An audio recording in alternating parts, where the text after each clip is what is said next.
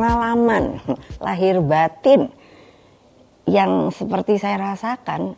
Jadi sekarang itu saya suka bilang kehidupan, saya bilang pada Pak Jokowi, kehidupan istana itu magrok-magrok loh Pak. Siapa sih yang nggak mau tiap baru melangkah satu langkah siap, oh gitu kan gitu. Saya yang ngalami, karena saya pernah wapres presiden, tapi saya juga waktu ikut bapak saya ya dikawal dari bayi, karena ini anak presiden gitu loh. Sehingga mungkin itu yang agak beda ya. Dulu mana ada pas pampres, tidak ada. Yang ada itu bapak saya di Jogja, saya sangat ingat, hanya dikawal oleh polisi bersenjata begitu. Setelah tahun 50 kembali, ini semua diboyong, dibentuk namanya detasemen kawal pribadi, itu semuanya adalah ngobrik yang cikal bakal dari Brimob gitu. Nah ini kan banyak yang karena desoekarnoisasi itu ditenggelamkan, padahal ini bagian daripada sejarah bangsa. Itu yang saya sendiri sampai hari ini tidak mengerti.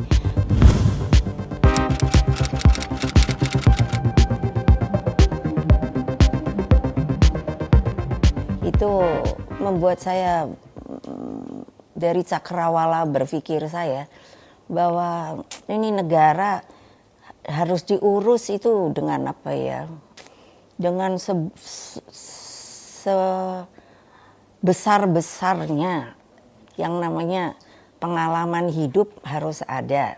Lalu juga tidak bisa kalau hanya berada di artinya laporan saja, di menunggu laporan, duduk di meja, tidak mungkin, karena juga yang seharusnya terjadi sebuah pembelajaran. Karena yang ikut saya tuh tahu bahwa ibu ini bertanggung jawab, nggak akan melarikan diri dia gitu waktu Sukolilo. Jadi mereka hanya satu tanya sama saya, Mbak, kalau ada kejadian apa-apa, Mbak mau duluan pergi apa enggak? Saya sama kalian.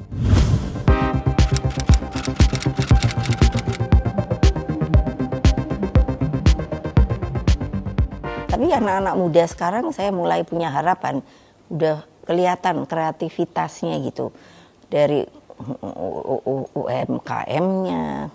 Tapi kan ini harus dipandu dan dipantau supaya persaingannya itu semakin baik, persaingan sehat ya.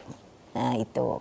Jadi kan dengan begitu itu yang sebetulnya kita harus dorong, bahwa siapapun nanti pemimpinnya itu dia nggak mungkin kalau nggak ngerti, tidak punya wawasan yang saya bilang cakrawala berpikir itu, pasti kalau mamanya maaf ya kali jadi akhirnya nanti bisa nggak jadi sendiri deh, karena dia tidak punya pegangan bahwa dia tahu sebagai lentera gitu, sebagai pemimpin masa depan tuh begini geopolitiknya. Nah, menurut saya kembali harusnya mendalami yang namanya apa yang telah diomongkan oleh Bung Karno itu.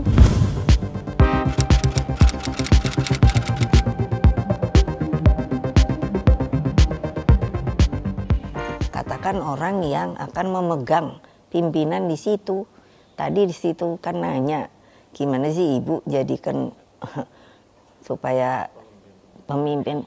Itu kan harus belajar, memang nggak bisa instan. Sebenarnya sudah jelas dong yang namanya mereka itu kalau mau jadi bupati, wali kota, gubernur sampai tingkat menteri, presiden, opo, harus tahu apa yang dikerjakan oleh mereka. Aturannya menurut saya sekarang meskipun masih perlu perbaikan, tetapi sudah lumayan lah. Tapi juga kita ini mungkin karena kepingin maaf ya dapat panggung atau apa gitu loh, yang udah baik nggak dikerjain. Padahal mbak yo kerjain aja, kenapa sih, namanya juga buat namamu gitu. Kalau nggak baik ya udah jangan diteruskan gitu.